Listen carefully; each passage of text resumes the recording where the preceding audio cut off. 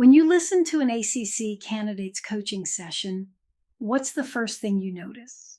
If you're like most MCCs I know, you hear what's missing at the MCC level. You hear the silence they didn't hold long enough, the question that was almost powerful, but not quite. And here's the problem. That ACC candidate is not trying to coach at the MCC level. They're trying to coach at the ACC level. And at the ACC level, they might be doing just fine. This is the natural tendency for experienced coaches. An MCC has internalized a way of coaching that took years to develop. When you listen to an ACC candidate, the gap between what you hear and what you would do is enormous. The temptation is to point out everything, and that overwhelms the developing coach. It focuses their attention on skills they're not yet ready to build.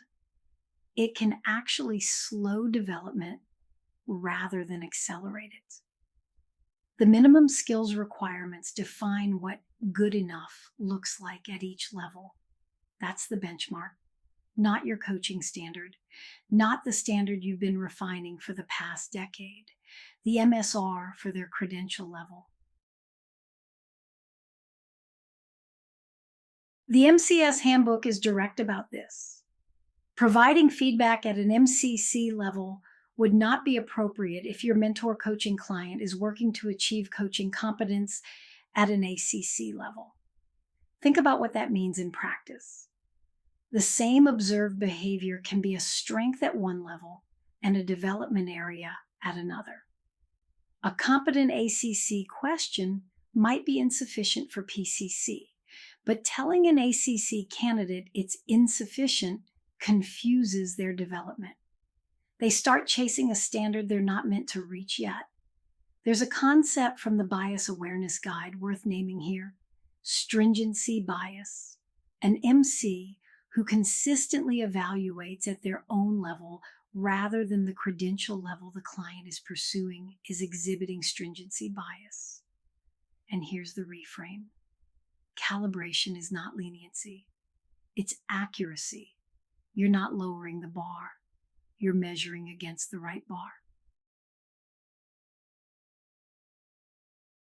Notice the contrast on screen. Calibrated feedback celebrates when the coach meets the ACC standard. It identifies one clear development area per session.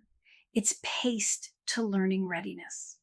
Uncalibrated feedback points out every gap relative to PCC or MCC, identifies everything at once, and front-loads all the challenge into early sessions. The coach can only experiment with one or two changes at a time.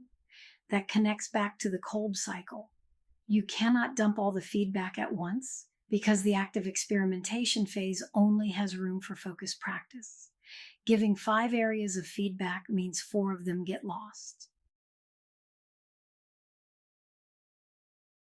The handbook also asks you to present the learning at an appropriate pace.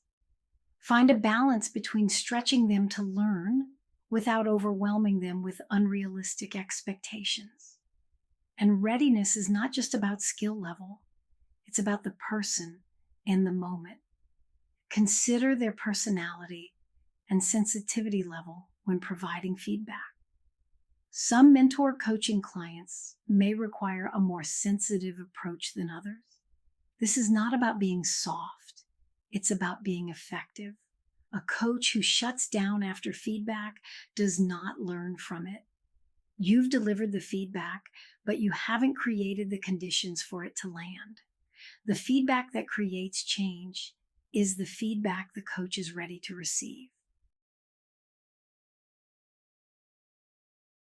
Across the full engagement, there's a developmental arc with 3 stages. Early sessions, sessions 1 and 2, build the relationship, identify one clear development area, and establish the foundation of trust. Middle sessions, 3 and 4, push into growth edges. More specific competency feedback, more challenge. The relationship can hold it now. Later sessions, 5 and 6, refine, integrate, and prepare for assessment. The coach is consolidating what they've built. This arc connects back to the development plan from the previous unit. The plan should reflect this pacing, not just which competencies to develop, but when to increase the challenge and when to hold steady. Think about a mentor coaching client you've worked with or one you're working with now. What credential level are they pursuing?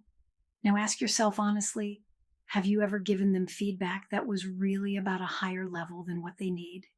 Most of us have. The awareness itself is the first step toward calibration. Calibrating to credential level is one dimension, but there's another that's even more nuanced and honestly more personal. Every coach you work with has a style, a way of being in the coaching conversation that is uniquely theirs. Your job is to develop their skill without erasing their style, and that distinction is harder than it sounds.